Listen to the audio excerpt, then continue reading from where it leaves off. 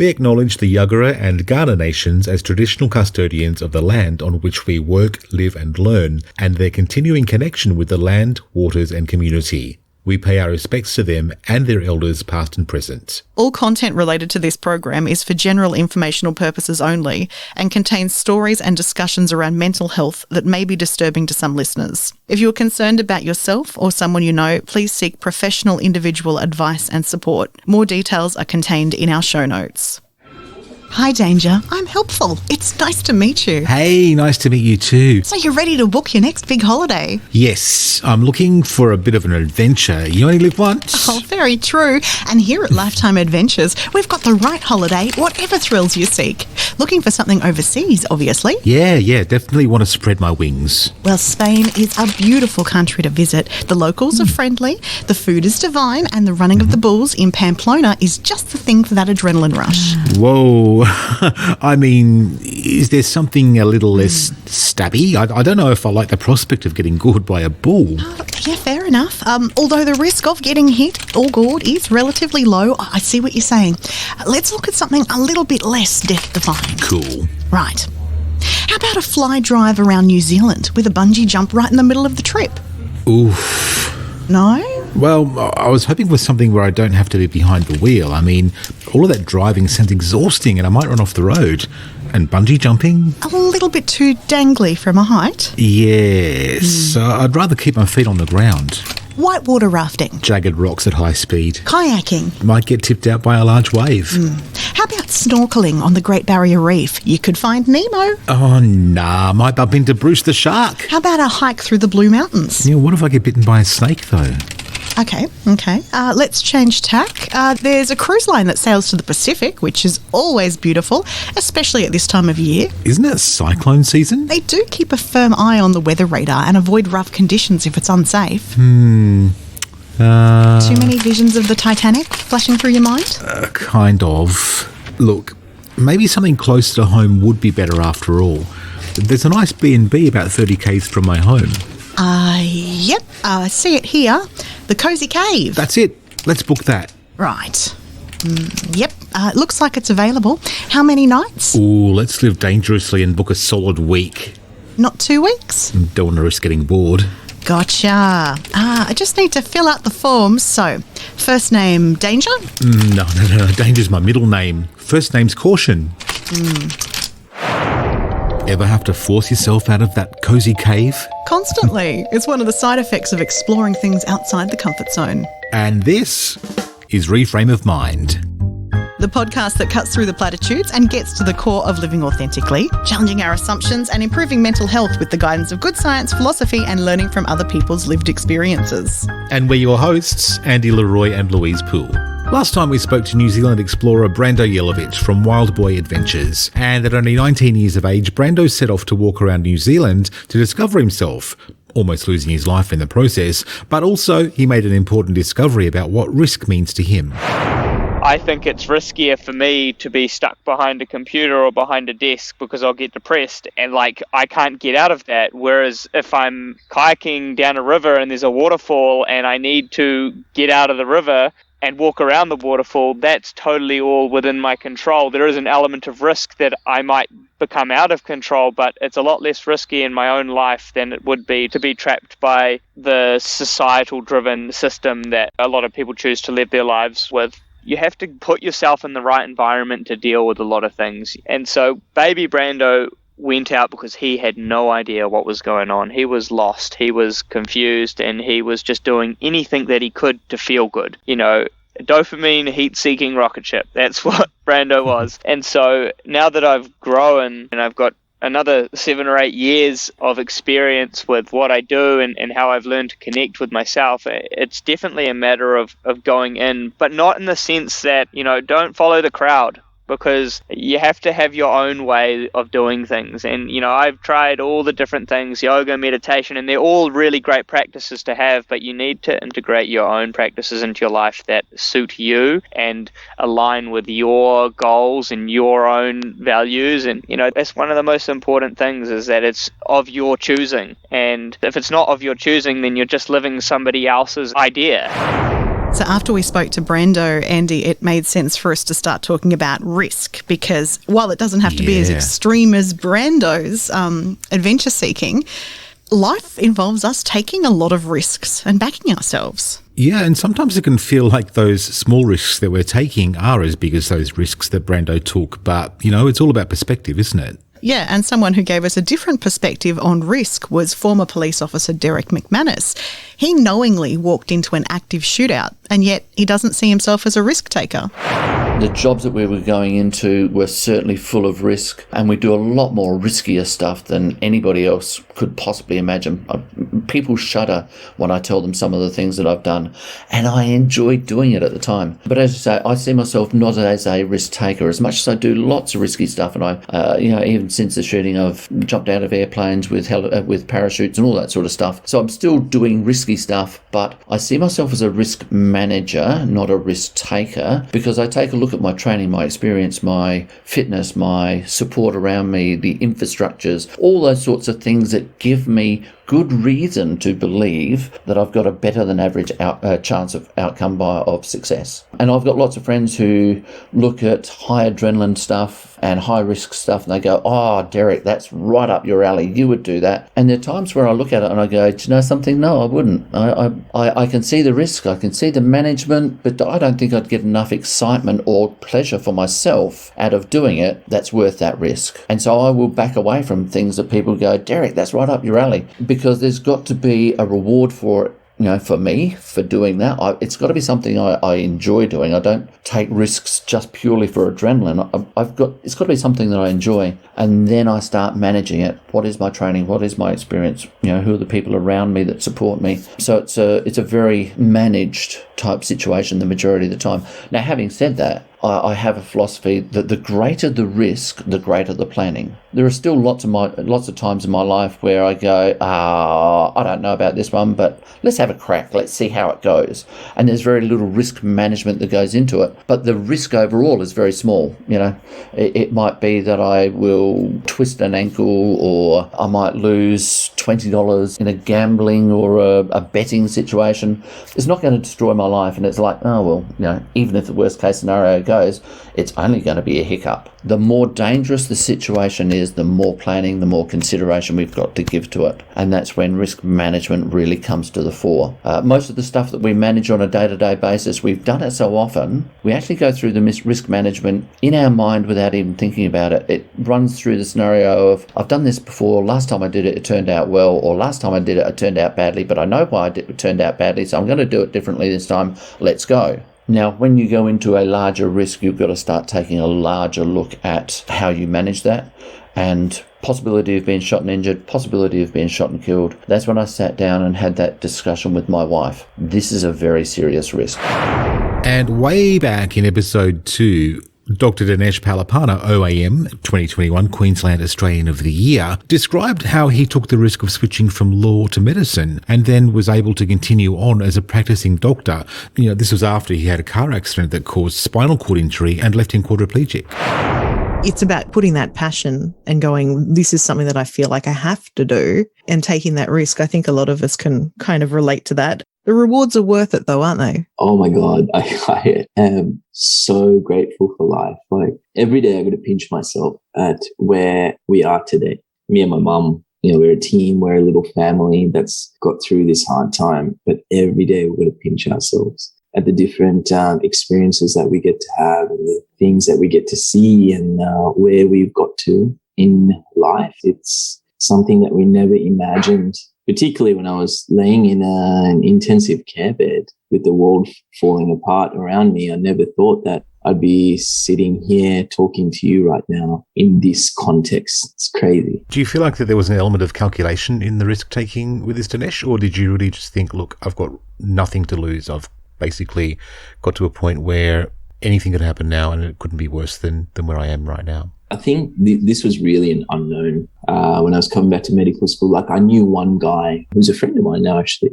He had Guillain-Barré syndrome and he studied in Sydney, but he had a similar level of physical function to me. But before him, there was no one else. There's certainly not been anyone in Queensland. So I didn't know what would happen and no one knew what would happen. No one knew whether it would work. So it was a venture into the unknown. I wish I could say that I could calculate some of the risks, but I had no idea what to expect. So we just dived in. And, Mum and I, we didn't even know how we would financially support ourselves through that process. One of the things I realized, though, is we intellectualize some of our decisions to the point of paralysis.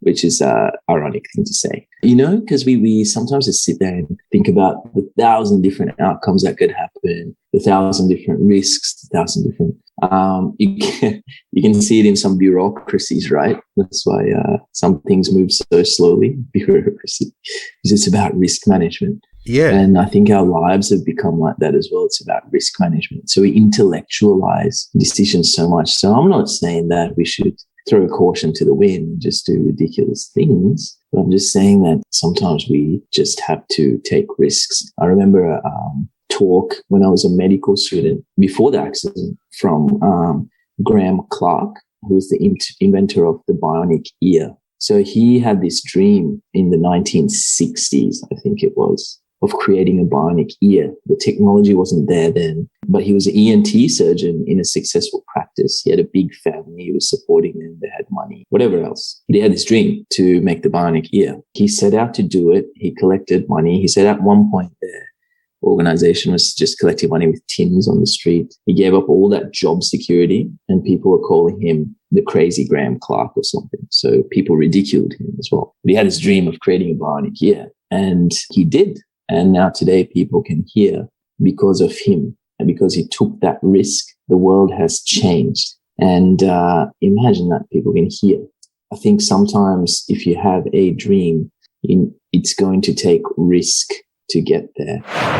So what's that saying about once is a coincidence, twice is suspicious, or like then the third time is a pattern? So yeah. If we've got Dinesh and Derek and Brando all talking about risk, maybe we need to talk about risk in ourselves, like that idea of taking risks, backing ourselves and how that manifests for us in day-to-day life. Because, as someone who has an anxiety disorder, what Dinesh says about intellectualizing to the point of paralysis really hits home. Yeah, for sure. And it's all relative, Yeah. I mean, what might be really big for you could be nothing for me and vice versa. So we've really got to kind of take the judgment away from ourselves if we start to kind of have these conversations, probably with ourselves at first, like it got us thinking about some of the risks that we've taken throughout life and how many of those didn't work out. But I mean, truth be known, hindsight is a wonderful thing, isn't it? Yes. Why should we actually let our minds that have a tendency to catastrophize? I know I'm speaking for myself here. Can't speak for you. But Oh, no, you could speak for me. I'm the catastrophizing queen. You tell me something's gone wrong today, and next thing you know, 2 hours from now, I've decided that everything's fucked. just quietly, I have seen that unfold in slow motion over you? Zoom. So yeah, Have you? I have.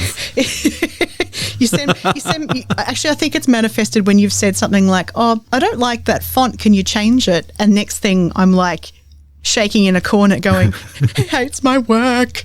He hates 3 it days all. later.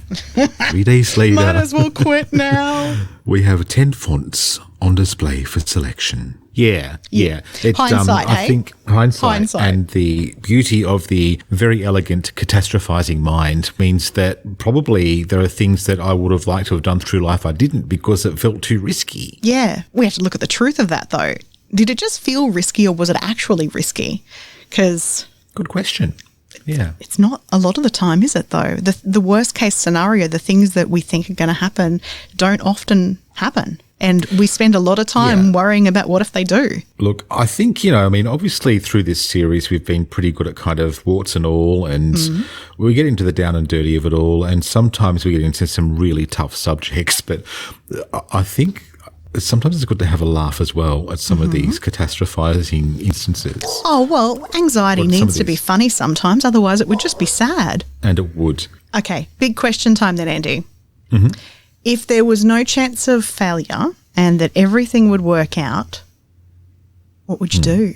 Oh, you would just do it, wouldn't you? I mean, for me, with my catastrophizing mind and going to the worst case scenario every time, if I didn't perceive there was that basically I was going to die as a result of whatever was happening, I would probably do a lot more. That sounds pretty severe, but it's kind of the feeling I kind of get, not that I'm actually going to die, but, like I might die of humiliation or something like that. So let's talk about matters of the heart for a minute. You might die of heartbreak.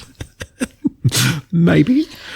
No, maybe more of This embarrassment. is the humiliation. So, yeah. well, that or rejection, all of that kind of feeds into it, doesn't it? Yeah, you know, it does. like it's easy for us to joke about this because of the benefit of hindsight, but and distance. Yes, but when you're in that moment making a matters of the heart emotional decision, it certainly feels like a lot of risk. Well, golly gee, did I feel like I was taking a massive risk almost 30 years ago? Oh, golly Almost gee. 30 years ago. Wow. Okay, so I'm going to set the scene. Okay, so I was in my final year at uni, Canberra University, my alma mater. Hello.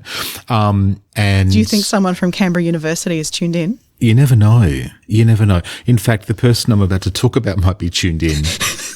Imagine if they're just looking around, like, oh yeah, a podcast about mental health. That sounds really interesting. Oh, yeah. I think actually used to go to uni with that guy. Wait. Yeah. Then comes episode 21. Okay, so I think I've disclosed, pretty early on in the series that I came out quite late, and there's all sorts of stuff that fed into the reason why around that because of, my family's attitudes around gay people and all that kind of stuff and society and blah, blah, blah, blah, blah, blah, blah. Yeah. Mid-90s. All that trauma. So, a few episodes ago. Let's go all there. the trauma packed up neatly into a nice little sentence that ends with blah, blah, blah. Yeah. Anyway, so final year of uni. Before you were out? Yeah, before I was out. Yeah. So I was just really starting to kind of acknowledge to myself that I was attracted to guys. We even had somebody visit a class that myself and this particular guy were in, and this guy was visiting, and he was actually, I think, the president of the uni, I want to say gay club, but whatever they called it, like the queer club, They didn't call it the gay club. It wasn't the gay club. Come to gay club. But, the first rule of gay club is you don't talk about gay club. Especially in the toilets. This guy came in and gave a little talk about gay club and that it was available. It was a safe space if you felt you wanted to. I don't know whether he was going to all of the tutorials. It sounds like Obviously. a massive ploy to just secretly work out who's available. I'm going to throw a gay club and see who comes along. And it Walking was just one past- big dating scheme for the trainer. Maybe one like walking past the room. Oh, there's a couple of cuties in there. I'll just throw out the line and see who bites.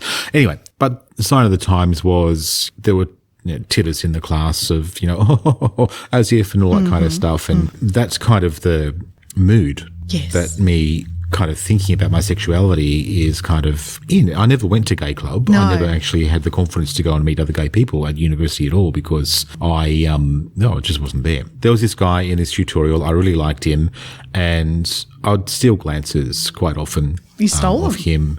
Yeah, I did. I nicked right off with him. Where'd you take him to? I took him to my secret place. Why can I just imagine you like sitting on your single bed in a dorm room, like lying on your tummy, legs up, crossed behind you, writing in your journal with dear. ABBA playing in the background. It was more like Melissa Courts at the time. Like, remember that song, Read My Lips? Not sexy Get as your the hands word. off my detonator? Yeah. Yeah. I'd crank that every now and then. Yeah. Anyway, but every now and then, like, we're always looking for signals. We're always looking for confirmation. We always want to know that it's safe. And quite often I'd see him looking back at me. And eventually I kind of thought, okay, well, maybe he likes me too. Because he looked at you? Well, because, whenever I was glancing at him, he seemed to be glancing at me too. You know what I mean? Wasn't lingering stares or anything, but I don't know. It just, it's crazy, right? Like it's one of those things. No, Yeah, it because is. I know, because I've been in the same position before where you feel that way. And then like when you kind of say it out loud later on, you go, okay, well, did I just misread all those signals? And so Right, it's easy to make fun of it, but like I think we can all completely get on board with that crush feeling of I think they like me. When if you didn't feel that way about somebody and then they just looked over at you, you probably would just be like, oh, they're looking at me. Yeah. And, I really was feeling things for this guy. Like it wasn't just like a pure lust kind of situation. It was actually because we formed a friendship. Oh. like I wanted to strengthen that friendship, obviously, and see if there was something more, but also didn't pursue it very heavily because I wasn't out and it was so much of a risk. Like, if I actually walked up to him and said, hey, I really like you and do you want to go on a date or something like that, Do you want to go to gay club together? Do you want to go to gay club together? Mm-hmm. Yeah. It's not something that I felt anywhere safe doing, like it just wasn't something that I would consider. But, having that kind of image in my mind of the possibility felt nice.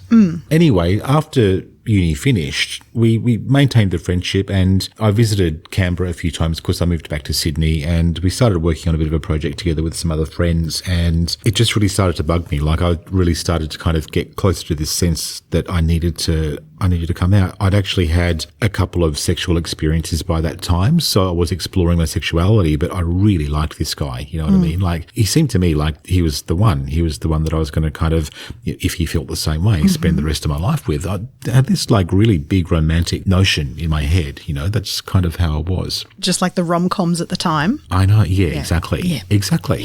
Yeah. He had a girlfriend, but also because of the signals I was getting, I kind of felt like, oh, maybe he's bisexual, maybe he's actually gay, but hasn't figured it out, or all that kind of stuff that goes on in a confused young person's mind. I decided that I needed to actually tackle it. I needed to actually resolve it for myself because I thought, okay, look, I can't keep going on like this and then limit myself from finding somebody that I can actually be with without clearing this situation up for myself. Like I needed to know if there was any possibility there. Huge personal risk for me there because, I felt that I would lose his friendship, I would lose all sort of things. And who knows, maybe he was actually homophobic and would actually attack me. Yeah. Thought that was pretty unlikely because he did say to me at one point that his best mate was gay. So all of these little indicators I'm looking at. Did his best mate go to gay club? No, I don't think they went to university in the same town. Yeah. I decided to write him a letter. Dear diary. Yeah. But you gave him. Hey? You didn't write it in your letter. You didn't write it in your diary. No, I wrote a letter and I posted him a letter. And you posted it? It was a typical, there was no, email was very, very young those days. Yeah, but weren't you both in the same city? No, I was living in Sydney. I was living back in Sydney by that time. Okay, yeah. Yeah, and it's not something that I felt even comfortable having a phone conversation about. How do you raise that thing? Blah, blah, blah, blah, blah. By the way, I think I'm in love with you. Doesn't happen. Did you see that the ice cream's half price at Woolies this week? Also, do you want to shack up together forever? Yeah, that kind of thing. Yeah. So a letter is much easier. It allowed me to express everything that I felt. It had, all the typical bells and whistles of a love letter. Didn't have anything, of a sexual nature in there, but just, it kind of said how much I really liked him and, really thought that if he felt the same way, we could actually be together. And I think the clincher, I think the clincher of this letter was my epiphany that Peter Allen actually wrote the song, what's it called? The Olivia Newton-John, I Honestly Love You. Yeah. And that blew my mind at the time. I thought, that's a really interesting fact that I can put in the letter, but also that Peter Allen, former member of Gay Club. Well, not that, but coincidentally, he was though, wasn't he? He was. He was gay. Yeah. He was. But coincidentally, the theme of the song laid out exactly how I felt. And how I felt was, look, I know you probably don't want to hear this, but I love you. I honestly love you. I honestly love you. And also, if we were born in a different place and time, then maybe this would be a thing, all that kind of stuff that goes on in the song. And I thought, okay, this is good. Did you write anything around it or did you just send the lyrics? Oh, no. Was this the equivalent of what, just texting someone lyrics from the song? No, not at all. No, I did provide context and, I introduced the concept of the song and he wrote it and it actually really relates. I relate really hard to this. And anyway, I sent the letter thinking in my mind, okay, well, look, at least then this will put an end to it. Because I said, look, if I never hear from you again, I'll know that you don't feel the same way. Yeah. But that was probably not the best thing to do. Okay. I'm just going to bring this to a risk kind of because we're talking about risks. So what would you say then the risks were involved in you telling a friend how you felt? Well, number one, the risk of losing the friendship. Number two, I kind of grew up with a sense that if you do something stupid, you'll be a laughing stock. So there was also that, not only would I lose the friendship, but then I would be turned into a laughing stock that people would actually see me and go, oh, that's the guy that did this. And maybe they do. Maybe they will after this podcast. I don't know. But you're welcome to it. It's okay. I can have a laugh about it now too. Then there's the bigger risk of, okay, well, if I mention it to him, maybe he'll hit me. Maybe he'll actually attack me like physically out of a homophobic rage or something like that. Because, it's only recently that some states have repealed the Gay Defence Act as well, remember? Yeah. So, all of these things quite real, but knowing this guy, he wasn't going to do any of that. He probably would have actually quite nicely kind of let me down. Maybe. I don't know. So if that's the risk of doing it, what was the risk of not doing it? What was the risk to, because the risk is on both sides. So what was the risk of you never telling him how you felt? Yeah, for me, that really was kind of the personal impact of not actually letting something out for myself, like I kind of felt like so long as I actually didn't tell him and get some kind of response on it or some kind of closure on it, then I would forever be thinking about him and wondering. So that seemed like, I suppose, a bigger risk for me personally than actually telling him and losing the friendship, because I could go on and have this friendship with someone who I was actually in love with and never tell them, and then it would feel creepy and it just wouldn't feel authentic. So for me, it kind of panned out that, okay, look, if it doesn't turn into the lifelong love affair that I was dreaming about, then at least I'll know that it's not going to be that, and we could possibly be friends. Because I could have actually done that, but spoiler alert, he didn't actually write back at all. Which meant that for a long time I was waiting for a reply that never came, because I gave him permission not to reply in the letter. So how did you do that? You said you don't have to reply if you don't want to. Yeah. I kind of ended it with, look, I know this is a big thing and I'll understand if you don't feel the same way, and choose not to reply. Do you think that was minimising your risk to yourself to get hurt? Because if he did reply and say, thanks, no thanks, you'd be hurt. But if you never heard from him, you could always wonder if he ever got it. Probably, yeah. And, at some points in that early part of the journey of not getting it, I did kind of think, oh, maybe he's thinking of a good response he can, let me down gently with, or maybe his girlfriend opened his mail and threw it away, or, all that kind of stuff. Yeah, okay. I like this. This is a little bit lighter because, that's actually quite a sad story that we're making fun of. Tell me all the ways that you catastrophized what could have happened to the letter that made him not receive it and get back to you at that time. I think that's kind of it, I think, girlfriend intercepting it, ripping it up. Also, an adjunct to that, girlfriend finding it, having a fight with him, then him going, well, I am in love with him, and coming to me. Didn't happen.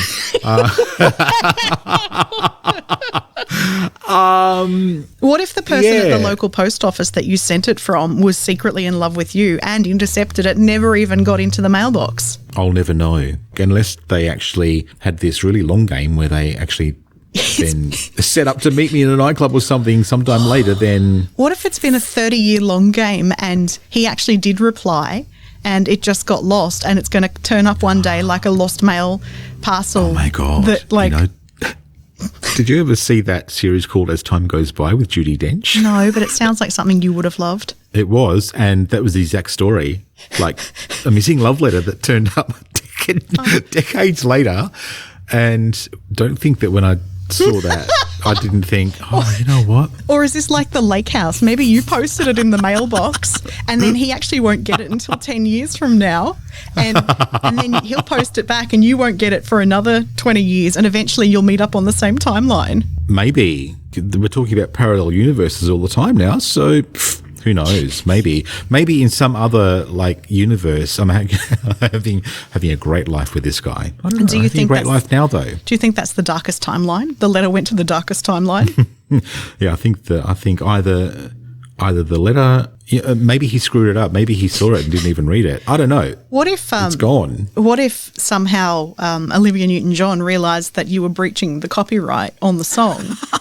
Well, it would be and Peter had Allen, like the really. AF or Peter Allen had like the. Yeah. What if it's a secret gay mafia? Oh, maybe gay club. Gay club. I should have gone to gay club. This was all covered in episode lesson 1 at Gay Club. But and when it comes down to it, I could have actually resolved this whole thing over a drunken conversation at uni bar one night. Or a phone call. I did go and see him in a play once. Was it after the letter? Obviously. So, look. No, this is before the letter. So what happened after the letter? Did you ever hear from him again? Did you ever Never. contact him again? No, never heard from him again. Never reached out to him again because I left the ball in his court. So, I figured if he didn't respond to me, I needed to respect that and not try and pursue anything or chase anything or, I didn't want to create an awkward situation for him or for me. It's sad, though, that you sent the letter to minimise the risk of losing a friendship, but you lost the friendship anyway. Yeah.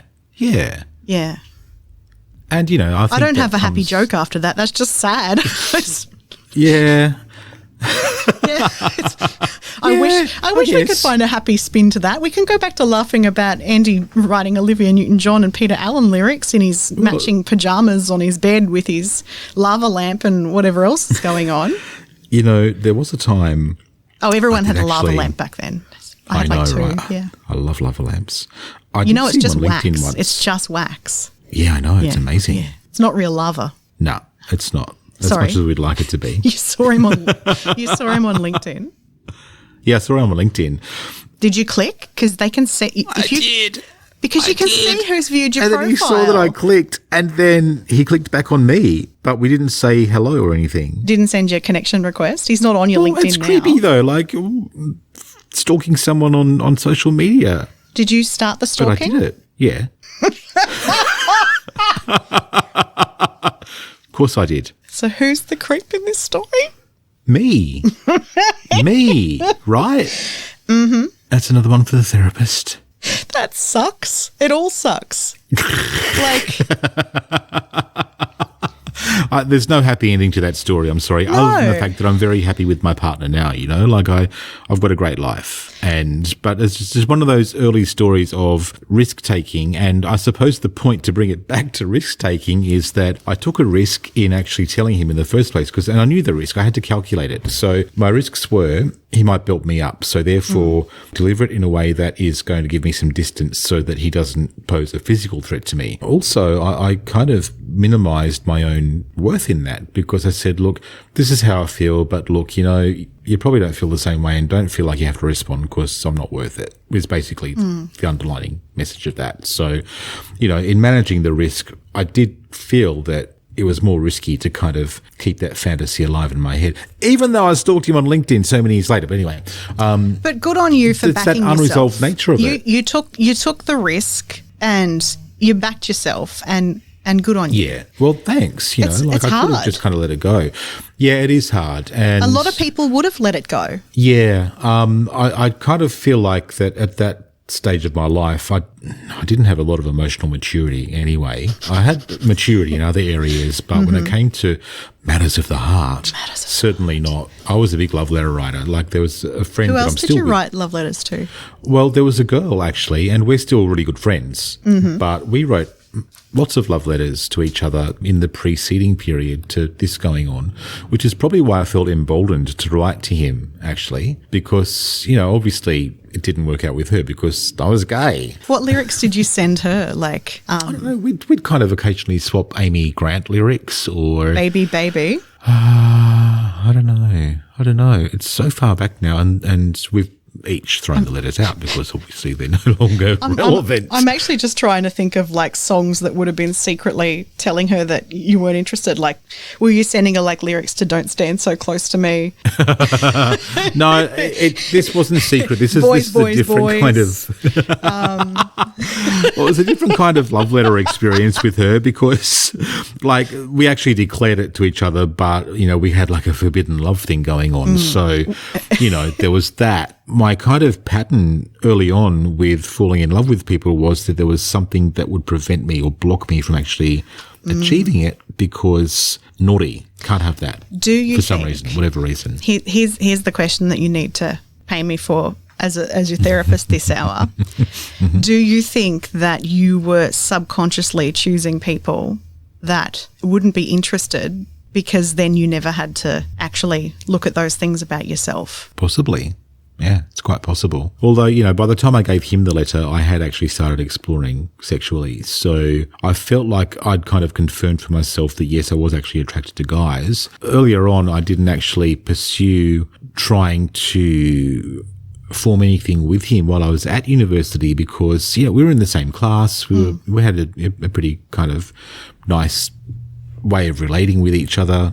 The way I felt about him was that I didn't want him to be a fling at university either, like if he was actually someone that I truly liked, I didn't want to kind of risk having like a couple of quickies somewhere on campus and then that being that. Like I wanted to make sure that I was actually gay. I didn't want him to be my experiment. There's so many layers wrapped up in all of this. And I'm a Spanish onion. like I just think it's so relatable on so many levels, and I certainly have plenty of experiences of, the unrequited loves. And I don't even know if, we're quite talking about taking a risk anymore, but now I'm kind of curious because I'm thinking about my own experience with these things and, like going after someone who is unattainable in an unattainable way where, you can always have reasonable doubt that they may or may not have ever gotten back to you, or maybe they never got it, they just never knew. Do you think there's a lot of projection of who...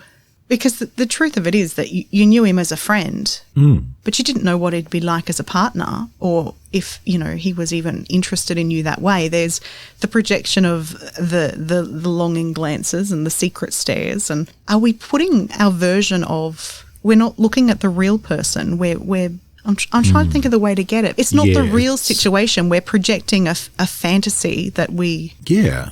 Totally. We make up a story about it all and then we start to believe the story rather than explore the reality. Which is maybe how crushes get so far out of hand. Possibly. Yeah. I mean, you must have had a couple of experiences in your days. There's Spanish onion-like layers to this as well. So there's...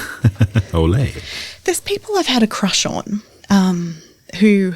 I don't know why I've had a crush on them except for... Now, with the benefit of hindsight, I think I felt like I had to have a crush on someone. And so I picked someone who was kind of nice and then found things to have a crush on and kind of just told myself a story to feel that way about someone. But I didn't really feel that way about someone. But I did. But it wasn't them. It was a fantasy of them because I never talked to them. It wasn't really, this person is so nice and wonderful and, we get along so well and we're going to be together forever, because really it would be me just, we talk once in math class and then I just imagine what it would be like. Oh, he's so dreamy with his eyes or whatever else. But I don't know him at all. How far did those fantasies go with young Louise? So I sound like the love god now. You do. So there's that aspect of like the hindsight questioning which crushes were actually real. So ones like that, I kind of want to give this person a fake name because I keep feeling like saying their name, because this was someone who I always said, like for the later years of high school, that I told my friends that I had a crush on. Let's call him Trevor. Why? For the sake of the narrative. What if his name is really Trevor? Then you can call him Stanley. I say that because there's somebody else in another story coming up whose name really is Trevor. I mean, no. Oh, no, sorry. Sorry, it's Terry. All the T's sound the same to me. And you just gave away Terry's name. No, actually, look, I think Terry would be fine with it because we actually did discuss that thing many years later. Yeah. Okay, so Trevor. He's not listening anyway. He might be. I did tell him that podcasts exist. He had been very supportive recently. Oh, there you go. Yeah. Hey, Tez. Hey, Tez. How you going? Cool.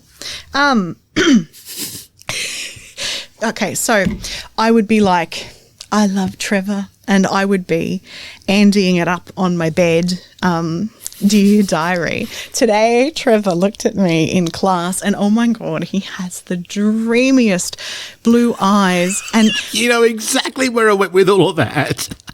Go on. Every time we drive past Trevor's house on blah blah road on the way to the shops and Amy's in the car, she goes, Trevor lives there.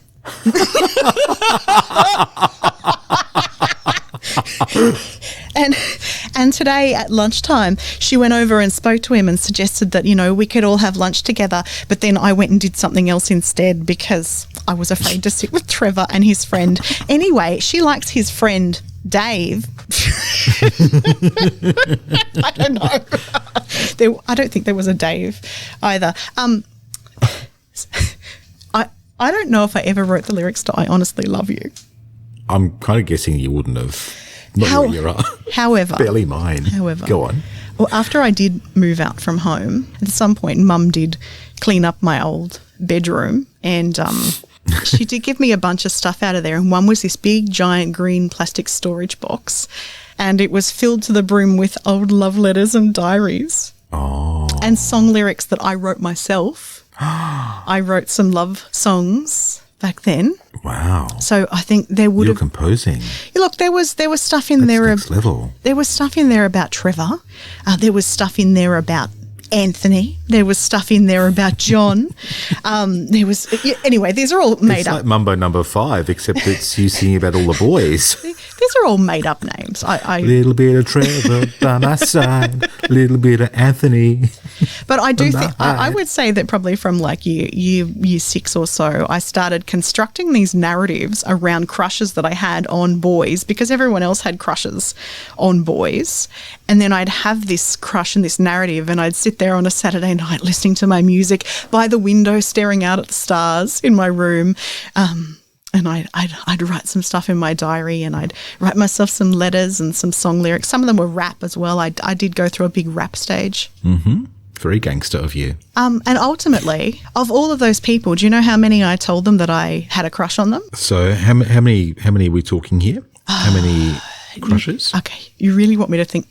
You really want me to think about the Just a quick head count, like it doesn't need to the be quote unquote boys that I ballpark. would have had a quote unquote crush on in high school. Yeah, like are we talking like 10, 20? I ballpark? reckon. Let's go with 2 to 3 a year for 5 years. So 15. Okay, Yeah. so look, I'm guessing with that kind of hit rate and that kind of intensity, maybe you're told, I don't know, 2.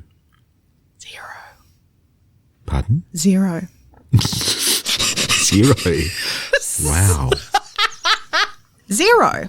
It's a nice round number. I suppose the difference being I actually told mine, albeit clumsily, but I wrote so, the okay. letters. I just didn't post them. Why? What was the risk there for you with that? Why didn't you do that? The risk was, I might have lost them as a friend, or I might have embarrassed myself. I don't know why I thought I'd lose them as a friend, because they weren't even my friends anyway. They were projections of something that I made up onto dudes. I didn't even know them. It's not true. So this is where Terry comes back into the story. Real name, but let's just say it's a fake name for the sake of the exercise. Fake Terry. Not real Terry, fake Terry. Ferry comes back into the picture. Because actually, Ferry was somebody who I think I actually had a genuine crush on, not just a made-up crush on. He was a friend at school around about year 10 who I actually genuinely had a crush on. And we got along really well. We spoke every day, all that kind of stuff. I never felt like I could tell Ferry that I had a crush on him, because I thought, Ferry won't like me. Why would he like me? I'm fat. Anyway, take that trauma back to another episode. It doesn't exist anymore. But these are the kind I felt worthless. I felt like I had no self-esteem in regard to that. So, he's just my friend, blah, blah, blah, blah, blah. Ferry wouldn't like me. Oh. Yeah. Then he ended up getting someone else pregnant and moving to another school in Victoria. So Ferry. I think she got pregnant. I don't know. I'm sure That could have been you. It could have been me. I would have hated that. But having said that, years go on, haven't heard from Ferry. About 4 months ago, out of the blue, Ferry sends me a message on Facebook.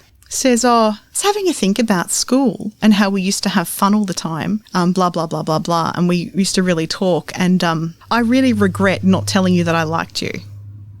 Oh. And I said, you know what? I regret not telling you that I liked you as well. And then I forget the exact wording, but he's like, I actually think I treated women quite badly in those early years of my life. And I regret that, and I wish I could take that all back, because you and every other woman that I interacted with back then deserved better. So, good on you, Ferry. Good on you, Ferry. And also kind of good that he's come back so many years later with that kind of insight, because I don't know if that's particularly common. No. You know? Like the Ferries of the world don't often have this epiphany to go, actually, I'm behaving like a shithead here and these girls deserve better. I don't even think that Ferry necessarily behaved like a shithead. I mean, maybe Ferry could tell that I was interested in him, but he wasn't prepared to take the risk to be interested back in me or to tell me that he was. Instead, you know, got with someone else. Or there was also a saga of maybe Ferry kissing a friend of mine, allegedly. That's really dodgy territory, The isn't it? drama. Anyway, so My God. Ferry alleges that he kissed her and he apologised to me for doing that and he's sorry. And she always told me that he made that up. It never happened. And Hang on. So at yeah, I know. Yeah. So at the allegations of kissing. So please. Finish, at the time, because it wasn't actually, it was Ferry that told me, but also his friend, let's call him Driss, also said, yeah, it's true that Ferry kissed blah, blah. And because that person was one of my best friends, I was gutted that she would kiss someone I liked. And even though she said to me it didn't happen, I didn't know who to believe. So I just let it go. So cut to 30 years later, or cut to 20 years later, whatever it is, when Ferry messages me out of the blue that day, I said, I got a question for you, seeing you're being honest. Because it was important. Because I held on to it for 20 years. The fuck it wasn't important. Go on. Did you actually kiss blah, blah, or were you and Driss lying about it? And then Ferry said, are you still friends with blah, blah? I'm not going to name them. No. And I said, yeah, blah, blah, and I are still friends. He's like, well, I don't want to tell you in case it gets in the way of that. I said, it's been 20 fucking years. I don't give a shit. Apparently I do. I'm bringing it up. I know, right? And he said, yes, it was true. And I shouldn't have done it. And did it cause problems No. with this friend? Do you know what? I actually didn't tell her about this side of the conversation because I didn't want it to. And she's not listening to this podcast anyway. So there you go. So she won't hear this part. But no, because I didn't want to bring it back up. Because look, you know, it's like posting the letter. One of two things happened. She kissed Ferry or Ferry lied. And either of those are you know, what do you do with that information? Well, exactly. And the fact is you can't change it. Can't change it. Either. And does it even matter? Ferry's married with kids and, you know, I'm not really interested in Ferries at the moment. So does it actually matter? Exactly. I don't know if we're even talking about risk anymore, Andy, or if I'm just telling you about all my failed crushes now. Like, I know it's kind of like that, though, isn't it? But you know, that's the sense of risk that we get when we're younger. Like all of these things seem like they're going to. Oh my God, I'm going to die if this doesn't happen. But you know what? We don't. Oh, I didn't die. I didn't die of any of those boys. I didn't get laughed at. I didn't die. I didn't get belted up. He didn't come seeking me out because, you know, I had a return address. Maybe I didn't put the return address on the letter. Maybe that's why I didn't reply. Did I ever mention, and this is a slight aside, I know I've mentioned it to you, but I don't know if I've mentioned it in the podcast. Did I mention the love letter I sent to Donatello in the podcast? Donatello seems like a new name to me. Please elaborate. Have I not mentioned this story to you? Who's Donatello? The Ninja Turtle? No, you didn't mention that. No, you didn't mention that. When I was in year 4,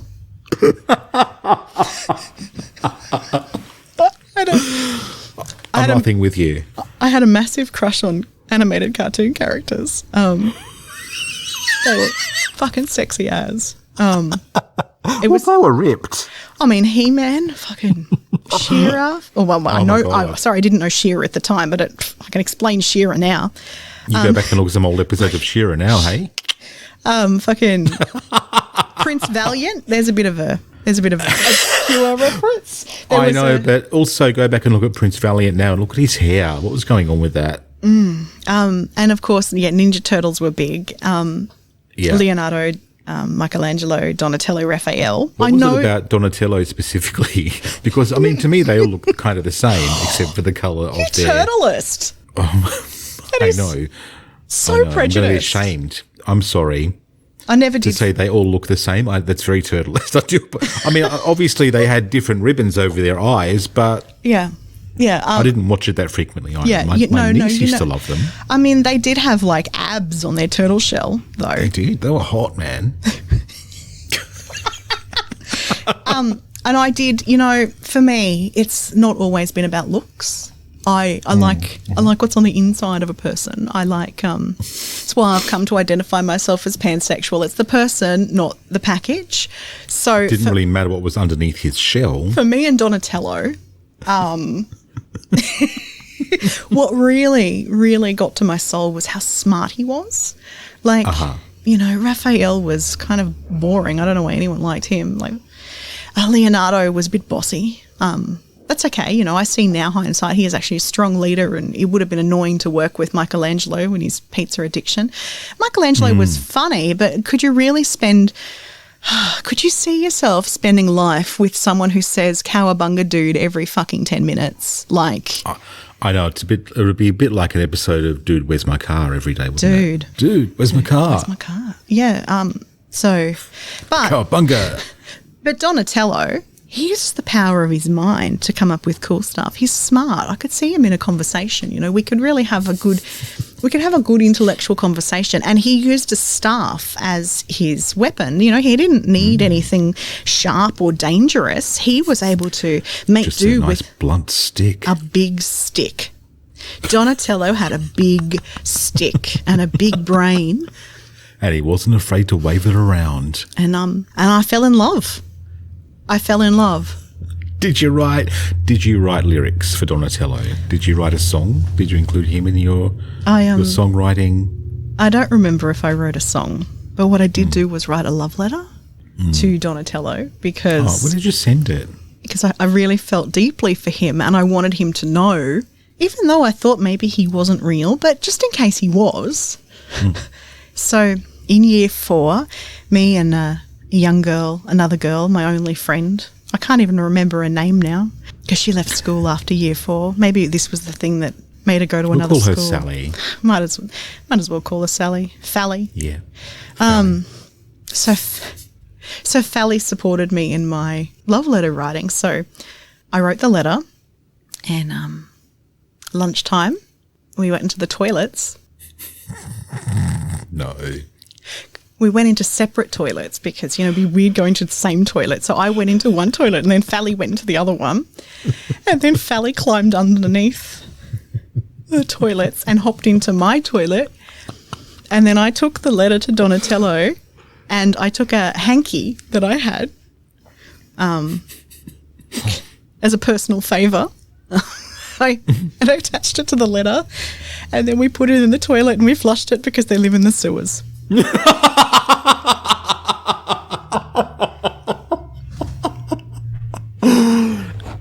And much like the letter that I wrote and sent, you never got a response, I'm guessing. No, but I always wondered because I was actually worried that the sewer men would find my letter and I'd get in trouble for flushing a hanky and a letter down the toilet. So instead of putting my real address on it, I put my address a street away, and I thought he'll find me if he loves me. So I'll never know. I'll never know if he actually got it because he might have turned up to 21 Coolamunda Street. I didn't fucking live there. I just want to take this opportunity to thank you for pointing out that at the age of 21, I had the emotional intelligence of a 10-year-old girl.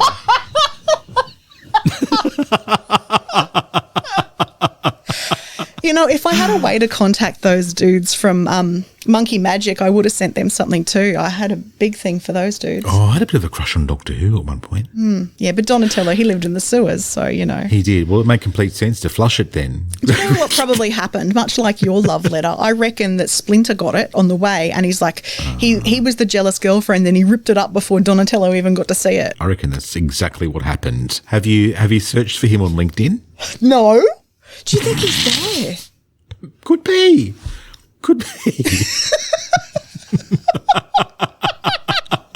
This wasn't wasn't a story that was written down. This was just inspired by your love letter story. I'm glad I've been able to inspire something with that story. So the risk that I had was that the sewer men would get me and Donatello would reject me. But, the real risk was probably that I would get caught in a toilet with another girl. With another girl? After climbing under the toilets, and someone at the time would say, "Did you just flush a love letter to an animated character?"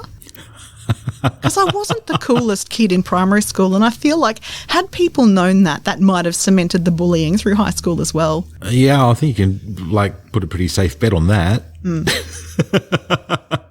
And that's the risk of that story. Yeah. Yeah, but you know what? It's also a sign that you backed yourself fully, 100%. Thank you. You did. You actually went all the way with that letter and went, fuck it, I'm going to flush it and he'll find me. I'm going to back my own intuition here. He's going to find me. Down it went. Look, I know I did have that aside with that story, but can I actually just tell you of a real story quickly where I did back myself in the matter of the heart? Yeah. We're slightly ahead in the timeline. So the world has moved on from letter writing to now we have text messaging, but it's on our Nokias and our Ericssons in this story. So there is email by now too as well. I didn't have it at home because not everyone had the internet. Many to the power of 10 years ago, I had a crush on a work colleague, a real person, by the way. Not fictional, and also somebody that I knew was quite good friends with, actually. So let's call him Feeve. Okay. Feeve. Should we call him? Is that short for Steven? Feven? Steven?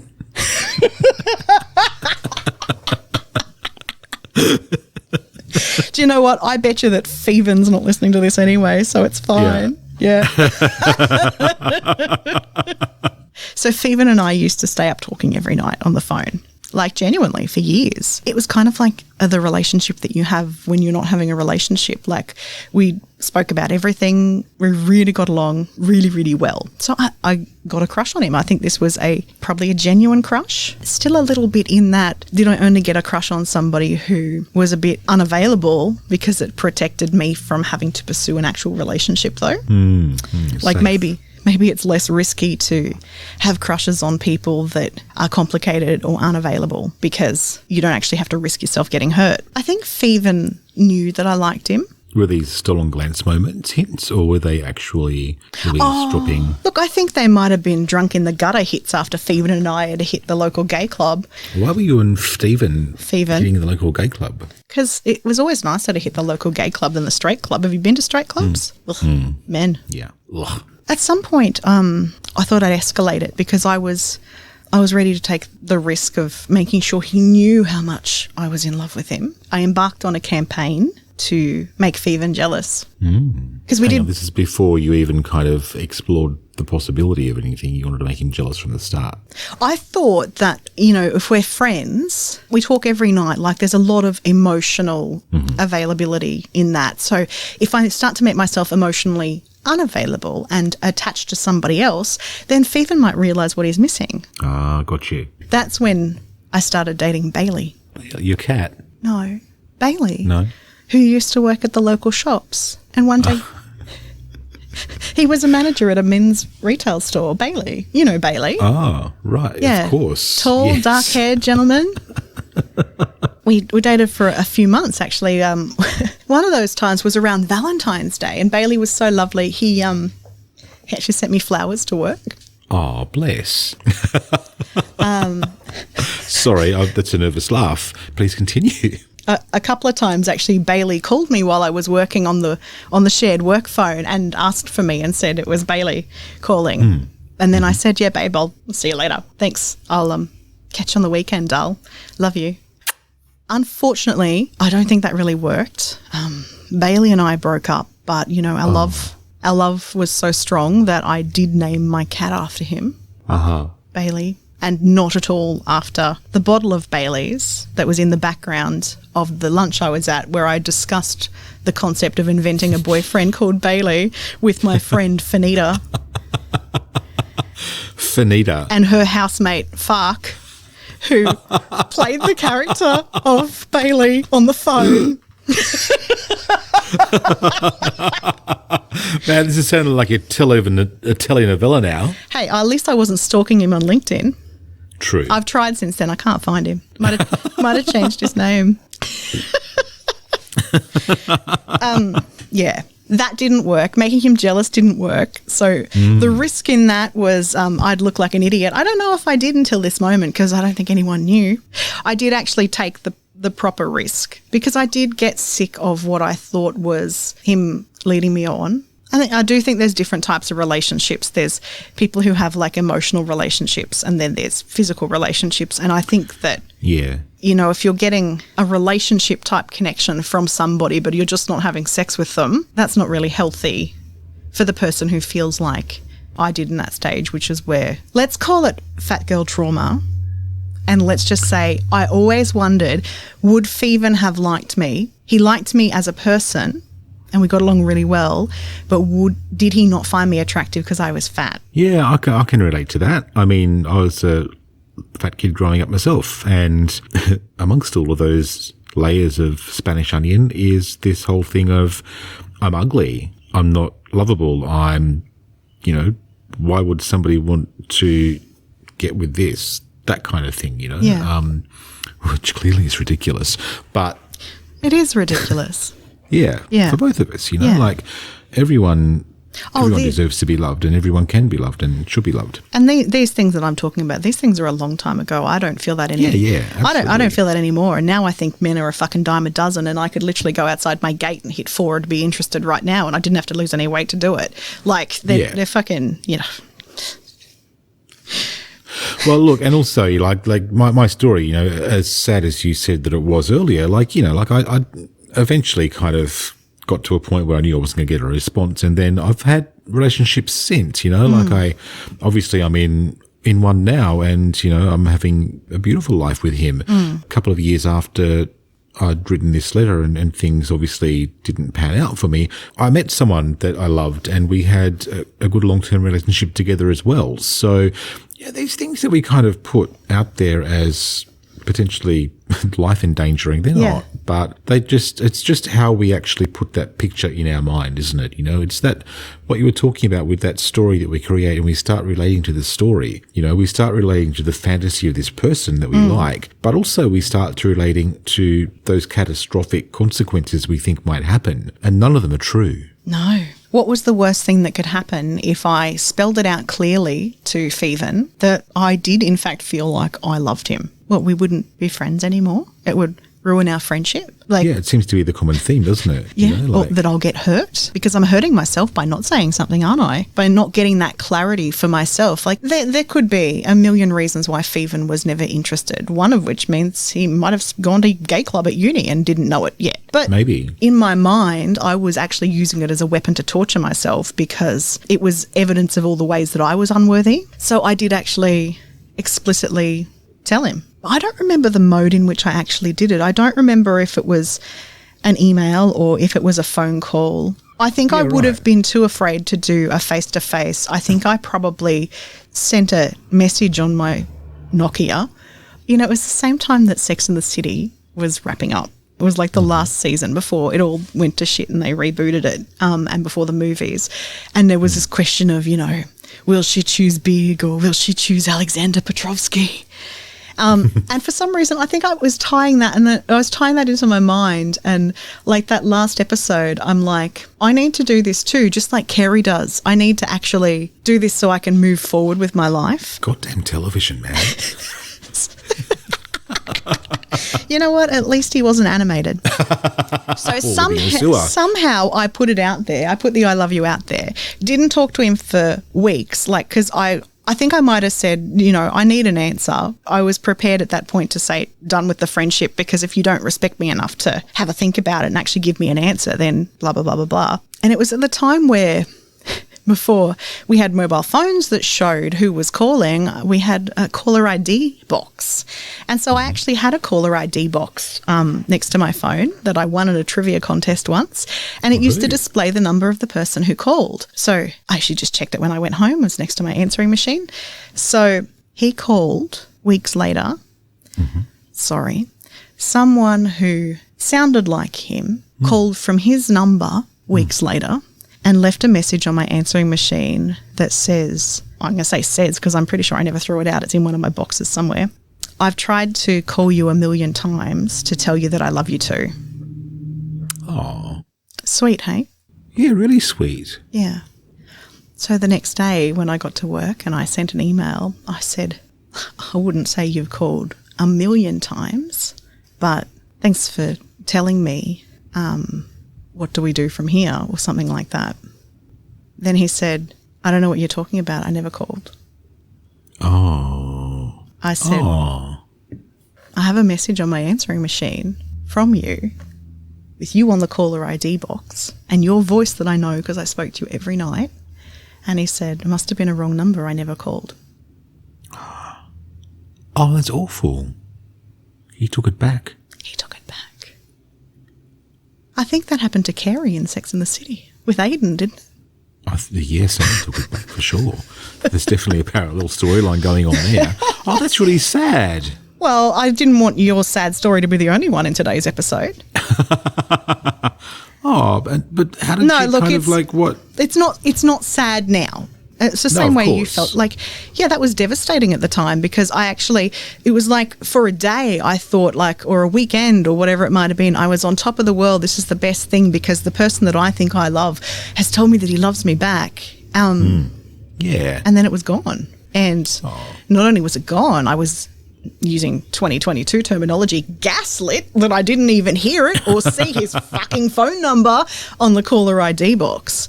Yeah, probably bullet dodged, probably, in real terms. If he's going to be like that.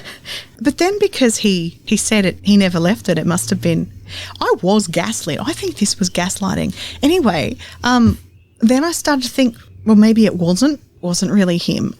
Maybe I am really crazy. I played the message to my friend Fennis a bunch of times and I said, that's him, right? Like, that's his voice, right? And he's like, yeah. I played it to Fanita and Fanita was like, yeah, no, that's his voice. But so Thievin was caught out lying. It wasn't caught out lying because he maintained that he never said it and it was a wrong number, et cetera, et cetera. And then he continued to go along our friendship as if I had got something wrong and nothing had ever happened. And What? And continued to chat. And he still wanted that, I think, emotional access to me afterwards, but I actually never really, I set the boundaries on that. And to my credit or discredit, I did remain friends with him after that. I remained friends with him for a number of years after that. Like, I even went and stayed with him to visit many times when he was living in Fidney, and like nothing happened. Lovely place, Fidney. Fidney is beautiful. I grew up there. You know, and like it, yeah, and it, you know, it was never mentioned again, ever. It was just like this weird taboo subject that every other time I saw him after that never got mentioned. And I certainly didn't feel that way about him by the time I was visiting him in Fidney. Like, whatever the bubble of the crush was had certainly gone pop. It was good for me in a risk way because, back to the actual subject of today's podcast, because it wasn't actually Andy and Louise talk about their heartbreak for an hour and a half. I took a risk at that time to put something that was really deep and personal and that I really felt and was really scared of being rejected for by somebody that I really cared about out into the world, much like you did with the love letter. Unlike the letter, I did get a response and then he took it back. Then, like Carrie, in the end of that thing, I decided to move on. And that was actually, for me, it was a moment where, because I'd been holding on to this, I suppose, fantasy relationship with this person for so long in my head that I actually, at that time, I was like, I really want to get into radio. This was the start of my, I want to get into radio. I've been doing all these things to get into it. It's something that I, you know, blah, blah, blah, blah, blah, listen back to the old episodes, cure my depression, et cetera, et cetera. But if I start applying for jobs and I look for a job in radio, I'm going to have to leave Canberra and move to Finvarel or somewhere like that. What happens to this relationship? Although I shouldn't use that one. That's, no. Not Quite using, the right term. no, not using that one. Faux relationship. Relationship. Plenty of those. Faux relationship. Then what happens to this faux relationship that I have? Well, actually, because I took that risk, it meant that I actually was able to get closure on as much closure as I was ever going to get on that faux relationship. And I went, fuck it, and started applying for jobs and left like 3 months later. Yeah. And started the radio career that I wanted to start. I was able to move beyond that. So if it wasn't for the risk, it wouldn't have worked out like that. So taking that risk actually did work out. It just worked out in a different way because my relationship with radio and my career, probably was more rewarding in the end than my relationship with someone who could never have committed to me in the way that I deserved would have been. Yeah. And, like thinking about risk and, the stories we've told and, we've kind of come on a very long walk. Oh, it's been quite risk, the fork. Yeah. Backing ourselves. And the stories aren't over yet, folks, but more of Andy and Louise's devastating heartbreak told in a funny way coming up next. I know. But, Brando said something to us when we were having a chat to him that really made something twig when we thought about risk. That first journey, the difference between perceived risk and real risk was non-existent. I was naive, I was 19 years old. I had no idea what I was doing. And so that journey taught me a lot about risk control and whether it is a good time to take a risk and not. Do you think that it's better to maybe put an element of risk into the things we do to spice things up and to find ourselves? Or was it more about the rewards of what you've reaped as a result of that? For me, I understand that life is about sensations and experiences, so feeling things and like emotions and feelings. And so do the things that you love and do the things that make you excited, do the things that make you sad, do the things that make you angry. Life's about living. Life's not about waiting for life to happen. And so, it's just like, this is classic because it's like a Nike thing. Just do it. Like, honestly, just do it. Psst. I'm just going to do a little circuit breaker here and say thank you for listening to us. If you love the show, let us know. Hit the subscribe button on your podcast app and show us those 5-star ratings. Remember to tell your friends about us and check our Patreon page for access to even more content, like extended interviews at patreon.com/Reframe of Mind. The more people we get talking about mental health, the more supported we'll all be. So the things around matters of the heart, I suppose they weren't really significant risks at all by that standard, is it? Like we didn't risk our lives. Nobody died. No sheep stations were lost. No, absolutely. And, like now that we've got so many years of hindsight, it's it's pretty kind of easy to see now that there are other risks we've taken through life that have worked out in our favour. We've got so many years of hindsight that we still remember the first mobile phones. Look, I remember a time before mobile phones, so, You were writing your letter with a quill. Almost. With a feather dipped in ink. I kept breaking them, so I had to go to a pencil. And you put a wax seal on the back with with my special stamp. Yeah. But, like we've taken calculated risks and we learnt, obviously, to take risks over time and to trust ourselves and to back ourselves. So, like things like, for me, like buying a house, okay, that's a big thing in anybody's world. And I mentioned that, prior to the partner I've got now, I was with somebody else years back now, and we bought a house together. When we broke up, what happens? Do you sell the house?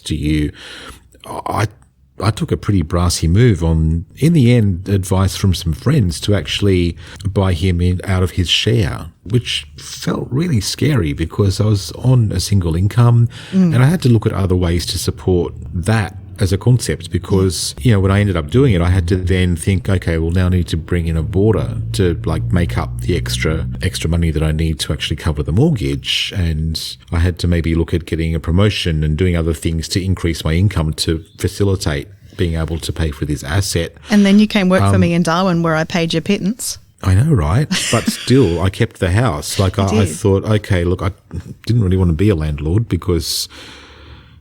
Anyway, all of the other onion skins around that itself. But like even through being paid a pittance in Darwin, I actually managed to keep that as an investment and keep that growing in value over those years. So, and that's something that really kind of worked out for me, which was a massive risk because my fears around that were, okay, I'm going to get the mortgage and then I won't be able to pay it. I will lose the house. My credit rating will be absolute shit and I'll never be able to recover financially. Yeah. But, you know, I'm pretty good with money. You are.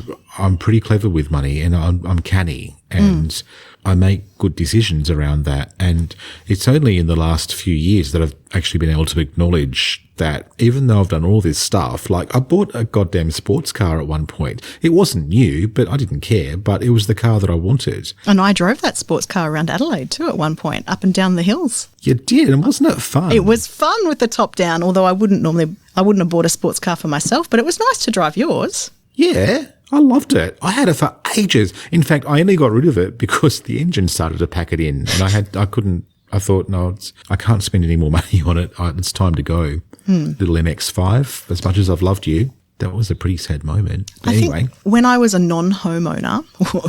when I was a non-home owned by the bank owner, I suppose it didn't really trigger for me how much of a risk it was in people actually owning property until I started to go through the process. And now that I'm a home owner by the bank owner. You're a mortgage holder. It's a huge real and perceived risk, I guess. Like that's something that for me, like even if I was unhappy in my job for a long time before I actually left that job, I felt like I couldn't leave that job because then how would I pay for my bank-owned home?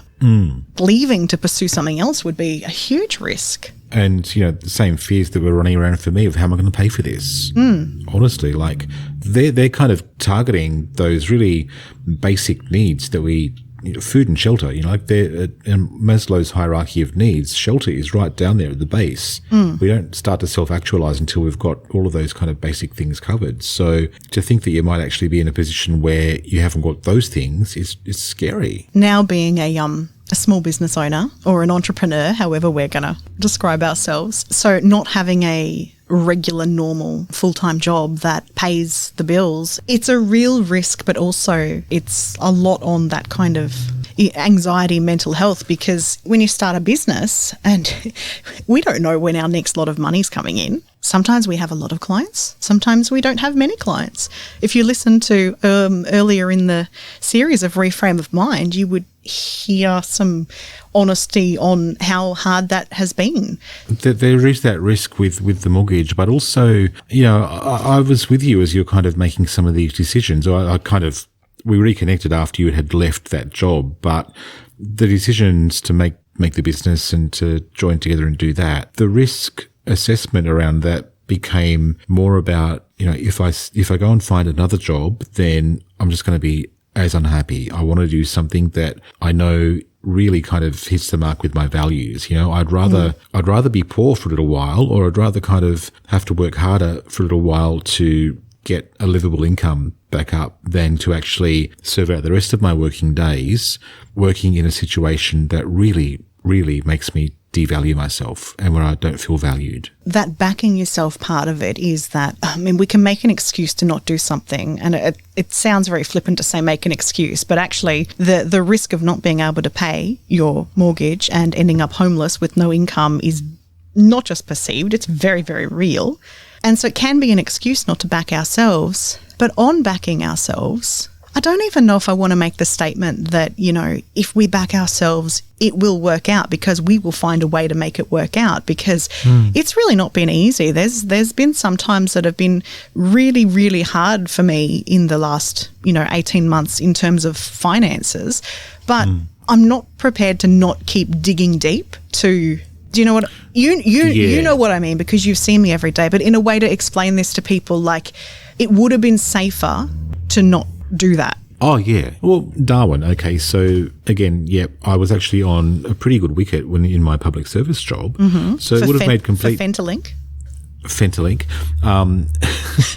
It would have made complete sense financially for me to actually keep getting promotions there and to work my way up into whatever rank I could and keep earning more money, and no problem there with income or paying a mortgage. But I decided to change careers, move 3,000 or 4,000 kilometres away and take a job that paid significantly less than I was getting paid.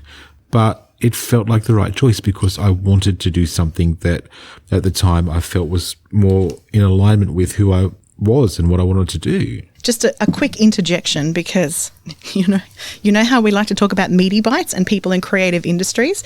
I mean, we have said that thing of, we'd rather do something that we love than get paid well. But actually, the two aren't exclusive. I think people should be doing something that they love creatively and fucking getting paid well for it. And that's a long lesson that we've had to learn. Yes. So when we say things like, I went to this job or I did this thing so that I could fulfill the passion that I had for it, but it didn't pay very well, it should have paid better because a lot of people make a lot of money off a lot of other people's creativity, and the people who make it don't reward the people who create. So Louise's rant over, we're not at all condoning. Do something that you love even if it doesn't pay you. No. Do something you love and have it fucking pay you. Yeah, absolutely. I forgot I was going to because I got up on my pedestal. You did.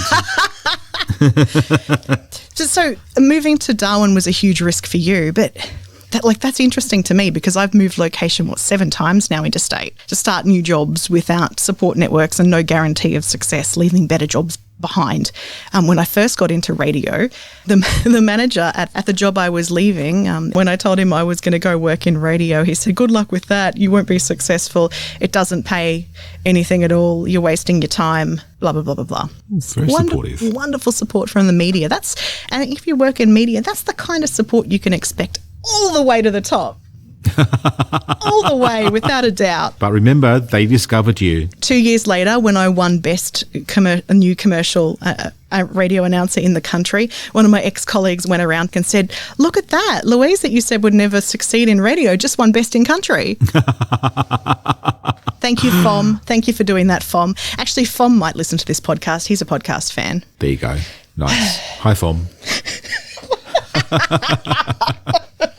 This concept of risk and kind of what we might be sacrificing by actually taking that step to do something that is true to us.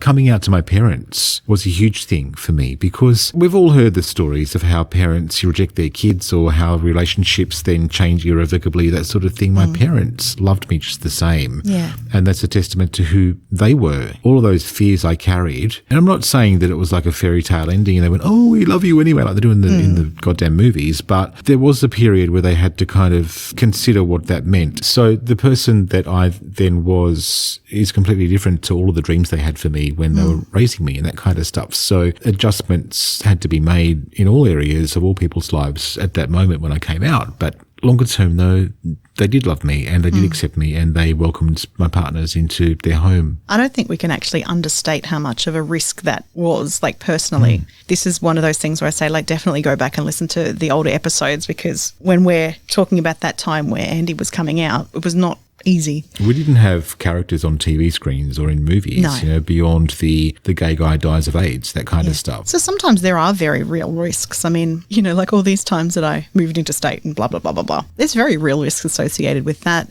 I don't know why I didn't necessarily feel that there was a huge risk associated with many of them. When I first went to uni, I wanted to study film at the Queensland College of Art. I said I wanted to do that for ages. And so I applied to that and I applied to an acting school and a writing school. You got to have backups. And I applied to do the television production course at Charles Sturt University in Wagga as a backup as well and went down there for an interview because that Queensland College of Art course, they only took 10 people a year. It was something ridiculously competitive. So everyone said have a backup. Quite selective, yeah. Yeah. I talked for 2 years about how I wanted to do that one. I got in. I got into all of them. I got into the acting course. I got into I'll start pulling the tickets off myself again, but I got into all of the, because they were all interview process ones. I got into all of them. And then I actually started to think about it. And even though I got into this thing that I said that I wanted to do for 2 years, I actually felt like doing that television production course in Wagga felt like the right decision. So at that time, I took a risk of completely uprooting my life, moving 3,000 kilometres away from everything I'd ever known, moved. So maybe because that experience of taking such a huge risk and following that kind of intuition like that worked out for me and set me on, I think, a better path in my life than would have been if I never moved more than 5 kilometres away from where I grew up. maybe those big jumps haven't felt as risky to me, but they certainly are real risk rather than perceived risk. I just haven't perceived a lot of risk in them. Yeah, see, when I moved away to uni, I didn't really move away properly because Canberra was so close to Sydney that I was home every weekend, and I used the excuse I have to work to support myself through uni, which I kind of did, but I could have found a job in Canberra. So I wasn't a massive risk taker until probably a good 10 years later. So, you know, when I left Darwin, I didn't have a job lined up after that. I had no plan. I got to a point one day, and it was not long after Cyclone Yazi, and I'd been organising this flood appeal. I was literally on the way back from the pub that we were organising to have it at, and my landlord at the time called me, and he said, look, the wife and I are getting a divorce because it was a private rental. We've got to sell the assets, so we'll need you to move out soon. And I'd lived there for 3 years or whatever it was. And in that instant when I hung up the phone, the question in my mind was, if I move into another house in Darwin, then I'm committing to stay here for another 12 months at least, because I'm going to have to sign another lease, maybe more, because it was always hard to get rentals there. Is that something that I want to do? And I went, no, fuck no.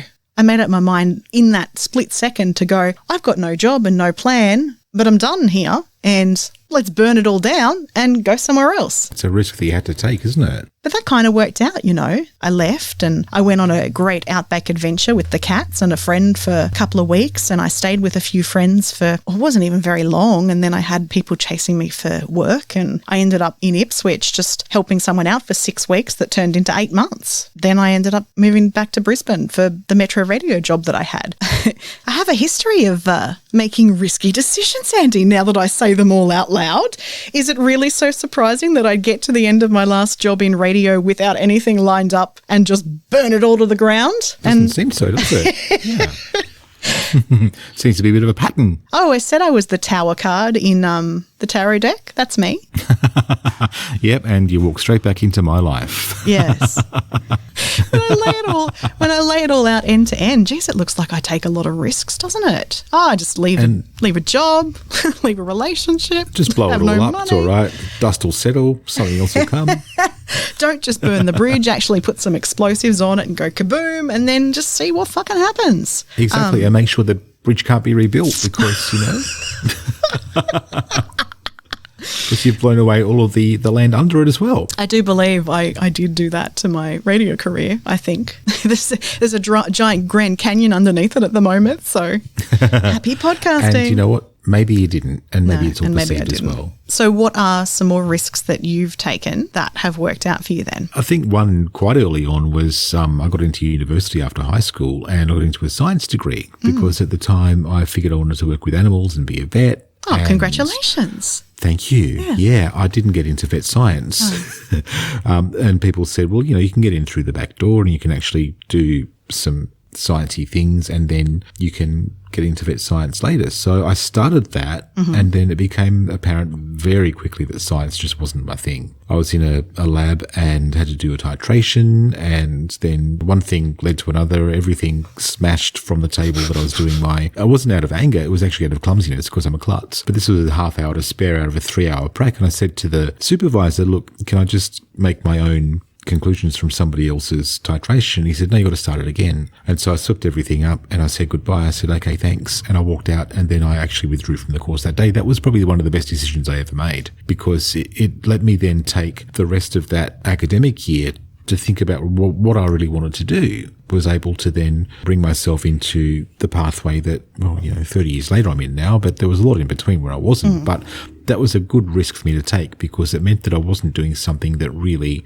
didn't fit me. Yeah. I didn't fit. That's a good risk. I started communications the year later. And look at you now. You communicate lovely. You're a lovely letter writer, I've heard. Yeah, thank you. I am. I write a lot of great letters.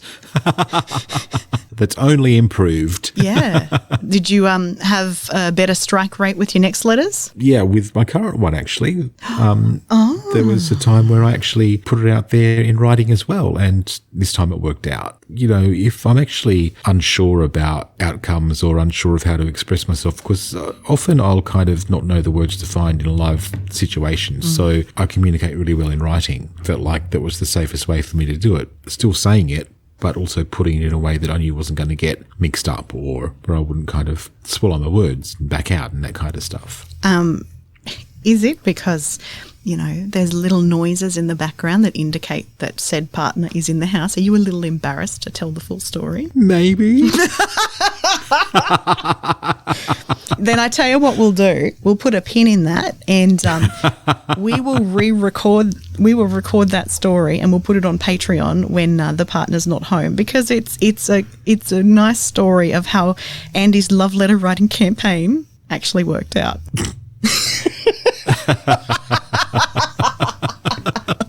But just quick question. There were no Olivia Newton-John lyrics in that one, were there? No, there weren't. Not in that one, not at all. Any lyrics I was at all? past my Libby stage. No lyrics? No, I don't think so. We made each other mixtapes. We actually would, you know, send each other CDs and stuff. That was cute. I've still got the one he sent me. What was on it? Oh, geez. Wasn't I don't know. don't stand so close to me. Hang on And a boys, sec. boys, No, it wasn't boys. that. No. Actually, you know what? I've got the playlist on my iPhone. Oh no, you transferred it over to a playlist. That's so I know, 2020 romance of you. I know. We've got things in there like Michael Bublé, we've got September, a bit of Delta Goodrem, Vivi Brown makes an appearance. Was there a Not that theme anybody running? would know who Vivi Brown is No, anymore. I don't know. Was there a theme running through them, or were they just songs that he thought you'd like? Oh, a bit of both, I think. There's definitely the message in there that, you know, I feel that way too. So Oh, it's nice.